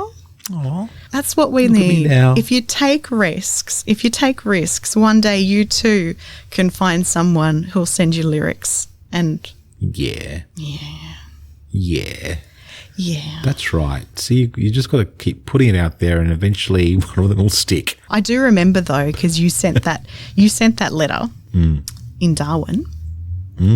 And I do remember you coming into my office and saying, should I actually send this? What if it scares him away? And the odd thing is, I sent it, positive response, but then my mum died Yeah. and I lost contact with him for a while. And we weren't really at a kind of stage where like I could tell him that, or it was very early on. And then later when I kind of talked about that time, like he said, yeah, I kind of sensed something was going on because you were mentioning some things about your mum, but he didn't know how to reach back out to me at that point because that's a very deep and personal thing and a huge loss. But you know what? We reconnected and it's been lovely ever since. The risks of you sending that letter then were much the same as the first time round. Lose a friend, lose someone that you care about, never speak to them again, never hear from them again. Did you give him the option of never responding if he didn't feel that way? I don't think I did this time. Good. That's growth. Yeah, I'm pretty sure I didn't. So the risks aren't really real though, are they? Like so many of those are perceived risks because the payoff was worth it. Even when things don't pay off in the way that we think that they're going to pay off, they quite often are worth it. Yeah, and our resident psychologist, Associate Professor Kimberly Norris from the School of Psychology at the University of Tasmania, actually tells us that risk is necessary for continuing happiness. How do we avoid getting into a situation where we are so engrossed in those wonderful feelings that we're eliciting for ourselves that maybe we're doing ourselves a disservice and not actually moving ourselves forward? I think that's part of that idea of self-reflection because, as you say, it's lovely to be in that happy place and we all want to be there as much as possible. But actually part of being happy, part of being fulfilled is involving a degree of change. What we do know from research studies is that even if people are doing the things they love, they get to a point where they don't have the same impact anymore if nothing ever changes. So it's about, instead of seeing this as the end point that I'm happy with this thing right now, it's how can I capitalize upon my energy, upon my motivation, my hope, my excitement, my happiness to take it to another level, to take a positive risk, to try new things. So the idea is that you don't always have to be trying everything new all the time, but that part of fulfillment and part of that broaden and build theory of positive emotion means you actually need to build. And to build, it does involve a degree of change. Does that kind of speak as well to the idea of, when people achieve their dream job or their dream goal, or they, have the relationship they've always wanted or something like that, then after a while it's kind of boring? Yes, most definitely. That's exactly what's happening because we actually do thrive on risk. And remember, positive risks are those that have a high likelihood of enhancing our quality of life and well-being. And when we take a risk, we actually get natural shots of adrenaline and endorphins. And that's what makes it exciting. So it is that idea of it actually wards off boredom because often when you talk to people and they'll say, I've got everything I ever wanted and suddenly I feel really selfish and I feel really petty because it's now not enough. And it's because, think about how you got there. You worked for it. You practiced things. You took positive risks. So it's not actually the outcome that brought the reward. It was the process. And we can create that process ourselves throughout our lives. So as we thought about the risks and what they actually led to that we spoke about earlier, we came to a bit of a realization, didn't we? Mm-hmm. An epiphany, if you will. An epiphany. Lovely name for a girl.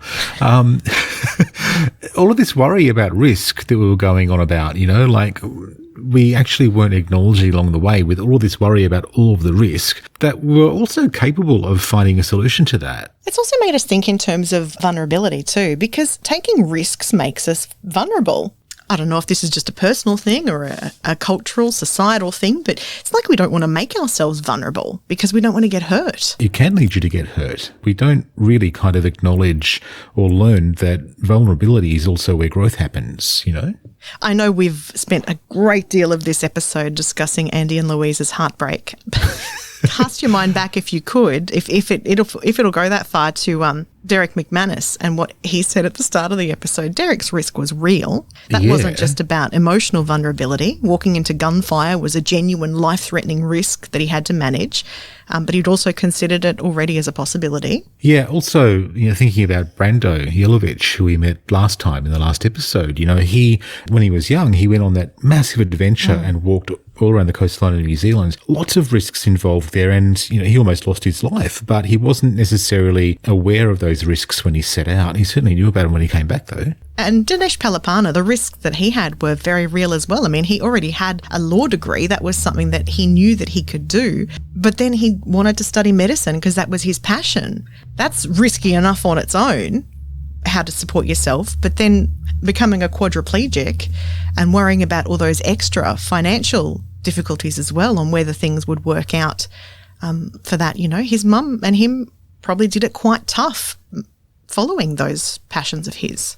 Yeah, and I'm thinking that it comes down to how we actually view safety as well and how much we're prepared to actually get out of that comfort zone and that safety zone, because Dinesh did say that having become a lawyer, he did have the option to actually get the desk job, practice as a lawyer. The quadriplegia wouldn't have prevented, as many challenges as far as his day-to-day operational needs went if he was a practicing lawyer, but it was actually the passion of medicine that carried him through.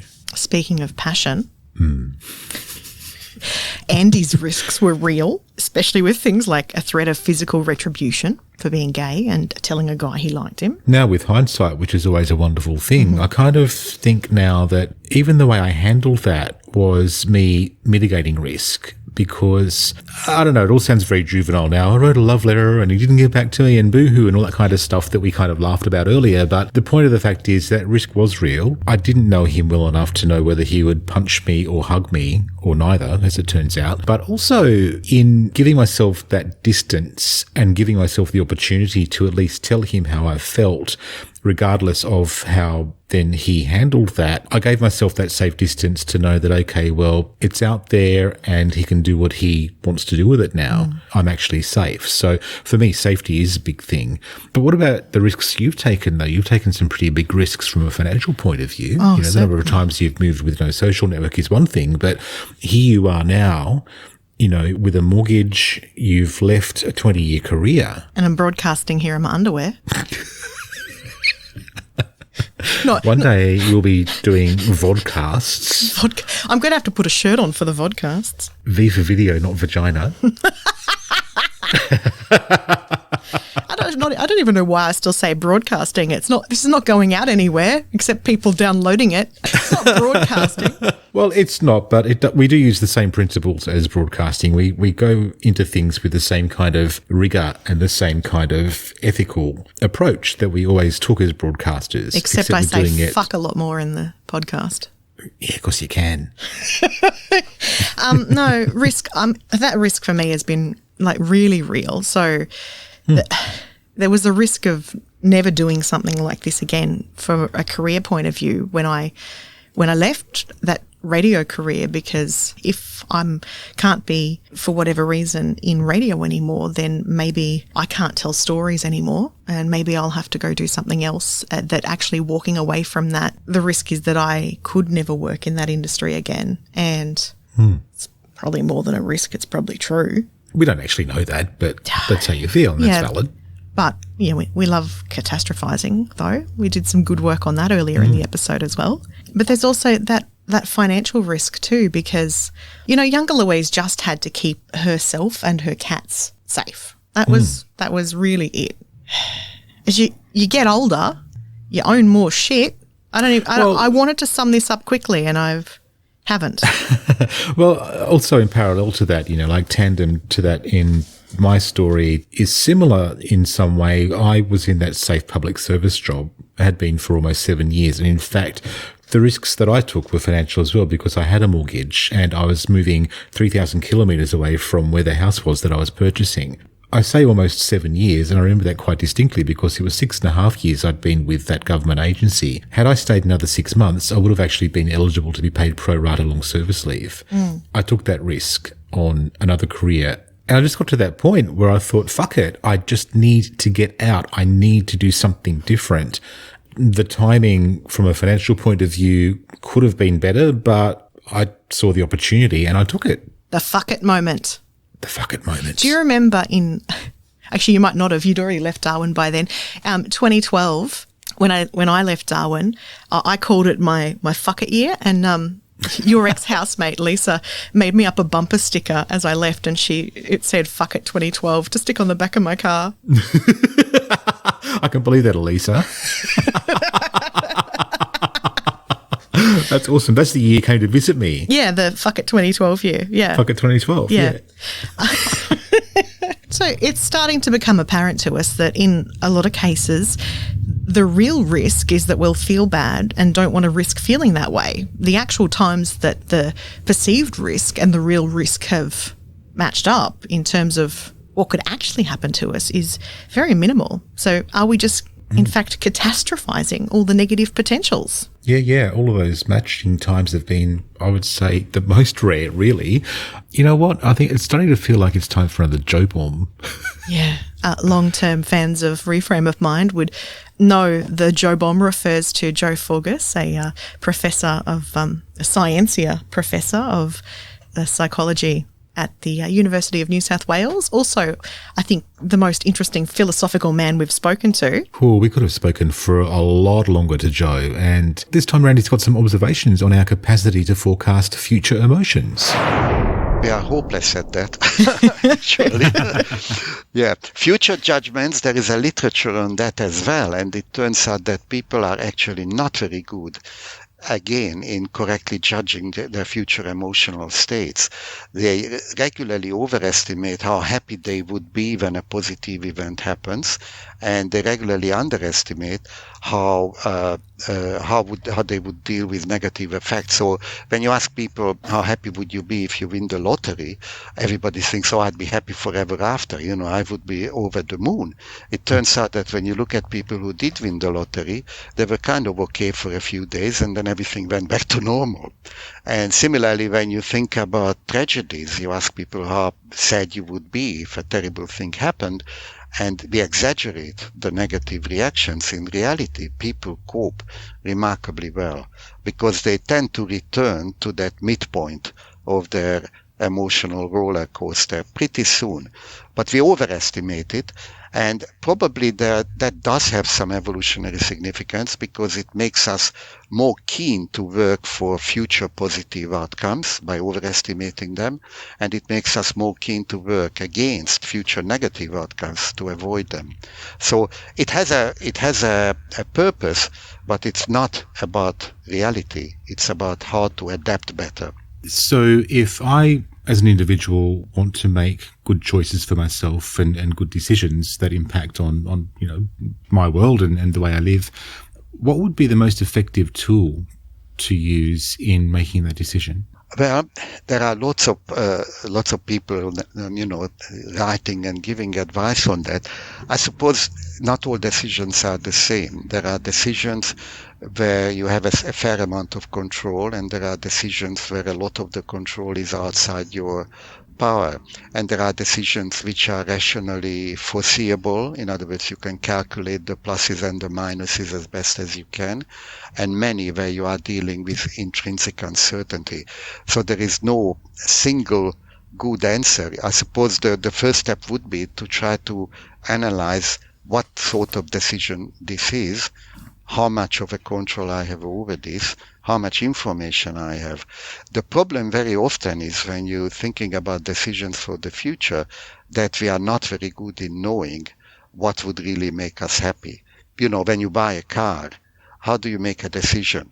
How do you know whether having that particular gizmo is going to be more important to you than some other gizmo? You just don't know. And so very often you deal with a great deal of uncertainty. And when that is the case, that's also important in decisions. You have to recognize that there is nothing more you can do. So just choose one or the other and go with it. So going from what Joe was just talking about there, it makes complete sense that from where we are now, we can't really tell how we're going to feel in the future. We kind of get to that point eventually, though, where we know we just can't do what we're doing anymore. The fuck it moment. The fuck it moment. Even though there's risks, real and or perceived, we end up taking action because we were done with inaction. And, that love letter that I wrote, I was completely done with living in a fantasy world and not having any progress from that. I needed to give myself whatever form of closure I could on that. Yeah, that I'm just done feeling. I hate it. I hate it, and I've felt it so many times where, whatever's happened, it's built up, and I feel like we could have tackled this earlier. I've just tarred you with the same brush. Thank you. Before I get to I'm fucking done, and... maybe there's things that we could have dressed along the way because we don't want to be triggered into having to make decisions or backed into corners by that I'm fucking done, I can't do this anymore moment. Right. Exactly. I think, the conversations we've had in recent episodes about values and the importance of living to our values and knowing our values, number one, is a huge part of that. And the mental health of it all, because we are a mental health podcast, not a podcast where Louise and Andy discuss heartbreak, well, rather hilariously. I think that looking after our mental health means being proactive and finding better ways so that we actually never have to get to those I'm fucking done moments in the first place. Yeah, totally. And I guess, from our perspective as well, we have got the benefit of hindsight, and sometimes it's a lived experience that makes that penny finally drop to go, I'm doing this again. It's those patterns You're creating that we a cycle. start to pick up. Yeah. But we can change though, right? Right? Oh, absolutely. I think, regardless of how old we are, it takes a change in mindset though, so I suppose the big question out there often is, can we make a change to our brains? Can we actually make our brains do something differently to what they've been doing for, God knows how long, how many decades even? Are we doomed to live out those cycles that we embedded when we were younger? So in the next episode of Reframe of Mind, let's tackle it. Let's get our panel of scientists on board to tell us all about the science of changing our thinking, how it's done, what's possible. We'll get some real experts in to help sort us the fuck out. And one of those scientists next time is leading Australian neuroscientist Professor Leanne Carey from the Florey Institute. So you can teach an old dog new tricks. I mean, the saying's not right. You can teach an old dog new tricks. But even better than teaching the old dog new tricks is to teach the dog how to discover new ways of doing things. You've been hearing our story, and now we really want to hear yours. Connect with @Reframe of Mind on Instagram, Facebook, TikTok and Twitter. Or connect with @Welcome Change Media on LinkedIn. You can also contact us via reframeofmind.com.au with your stories or suggestions for future topics. We'd like to thank today's guests for sharing their personal stories and insights. For more information on any of the subjects, guests or references used in this episode, please see our show notes or reframeofmind.com.au. Reframe of Mind is a Welcome Change Media production. Do you remember the Susan Boyle? The Susan Boyle. No, refresh my memory. My arm on the inside. It's actually, yes. It's coming back, isn't it? It is. Go on. Had this big boil and it kept growing and getting worse. You called it Susan. It got bad enough that I actually went to see a doctor one day. He poked a hole in it. He had to lance old Susan. I said to you the next day, he was cute. Irish doctor or whatever he was. So you got a Susan Boyle CD that we had in the promo cupboard. I can't believe you don't remember this. I don't remember this. You got a Susan Boyle CD because it was not long after I Dreamed a Dream came out that we had in the promo cupboard. You put it in a little envelope and you sent it to the doctor's office, care of the doctor. I'm like, thanks for taking care of Susan with my phone number. I didn't. Did I? Yeah. Did I do that? Because Did it work? No, it didn't work. I was joking with him about how the Boyle's name's Susan and we were having a great time and we were connecting. And then we're like, what would be really funny? How about we use this as like an icebreaker, with my phone number? Never worked. So I sent him a Susan Boyle CD that said, thanks for taking care of Susan. Never heard from him again. And you fucking posted it. I suppose a bit of advice there for anyone wanting relationship advice. Don't come to Andy for assistance. He's got enough of his own troubles.